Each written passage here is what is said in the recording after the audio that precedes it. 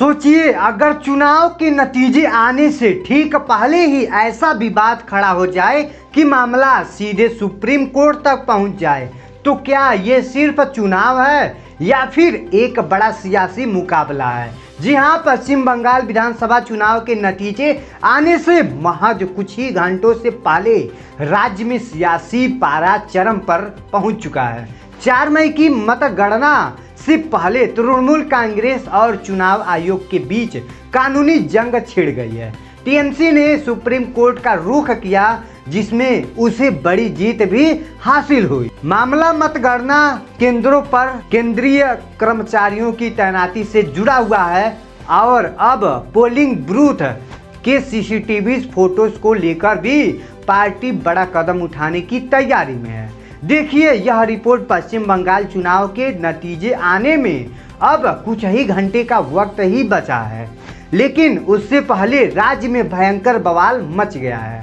चुनाव आयोग के खिलाफ टीएमसी ने लगातार मोर्चा खोला हुआ है और अब दोनों के बीच कानूनी और राजनीतिक जंग तेज हो गई है। यह मामला मतगणना केंद्रों पर स्टाफ की तैनाती से जुड़ा हुआ है। दरअसल चुनाव आयोग ने एक सर्कुलर जारी कर ऐलान किया है कि पोलिंग बूथ पर केंद्रीय कर्मचारियों की तैनाती होगी, लेकिन टीएमसी ने इस पर आपत्ति जताई है और जब यह मामला सुप्रीम कोर्ट तक पहुंचा तब टीएमसी की तरफ से अपनी दलीलें पेश की गई। आखिरकार चुनाव आयोग को ही झुकना पड़ा। टीएमसी की तरफ से पेश वकील, उनका नाम है कपिल सिब्बल, ने कहा कि आवर्जर्स की यह नियुक्त राज्य और केंद्र सरकार के कर्मचारियों का एक रैंडम चयन होना चाहिए। जिसके बाद कोर्ट ने यह तो कहा कि चुनाव आयोग का फैसला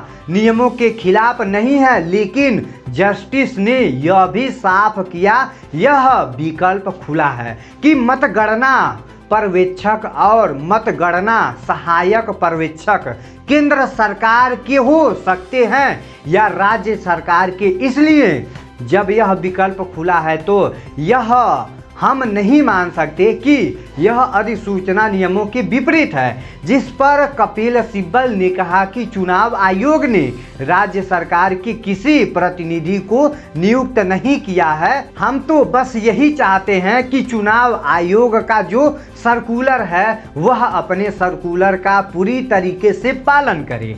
जिसके बाद चुनाव आयोग की तरफ से पेश वकील डीएम नायडू ने कहा, रिटर्निंग ऑफिसर के पास ही मतगणना प्रक्रिया की मुख्य और सर्वोच्च शक्ति होती है और मतगणना के दिन हर बूथ पर तैनात रहने वाली रिटर्निंग ऑफिसर राज्य सरकार का कर्मचारी ही होगा। रिटर्निंग ऑफिसर के पास ही पूरी प्रक्रिया की निगरानी होती है और रैंडम तरीके से मतगणना परिक्षेपक चयन के प्रमुख होते हैं। रिटर्निंग ऑफिसर राज्य का होने के कारण नियंत्रित राज्य मशीनरी के पास भी रहेगा। यानी टीएमसी की तरफ से जो डिमांड सुप्रीम कोर्ट में की जा रही थी, चुनाव आयोग ने उसको मान लिया है। सुप्रीम कोर्ट ने भी नायडू से कहा कि हम आपकी दलीलों को रिकॉर्ड कर ले रहे हैं। कोर्ट के फैसले को टीएमसी ने अपनी जीत बताया है। टीएमसी सांसद सागरिका घोष ने कहा कि ज्ञानेश कुमार को सुप्रीम कोर्ट से बड़ा झटका लगा है।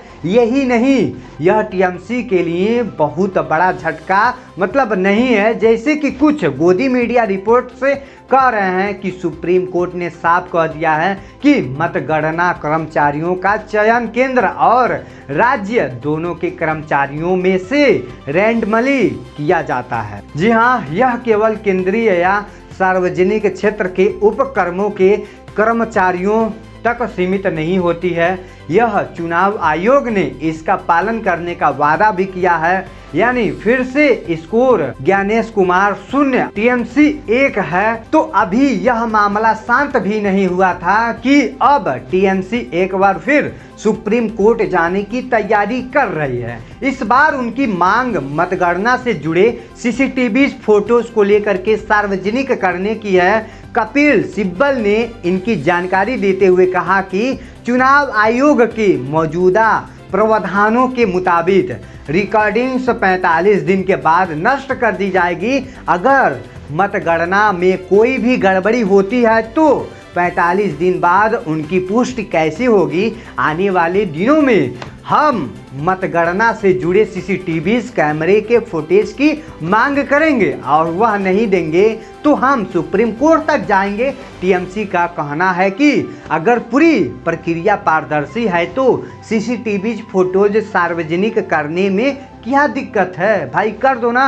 इस पूरे घटनाक्रम से साफ है कि आने वाले वक्त में टीएमसी और चुनाव आयोग के बीच टकराव बढ़ने वाला है। बहरहाल में देखा जाए तो टीएमसी की इस मांग पर अब चुनाव आयोग का क्या जवाब आता है यह देखना होगा। तो इसी के साथ वीडियो को समाप्त करते हैं। आपको यह इन्फॉर्मेशन कैसा लगा कमेंट सेक्शन में ज़रूर बताइएगा।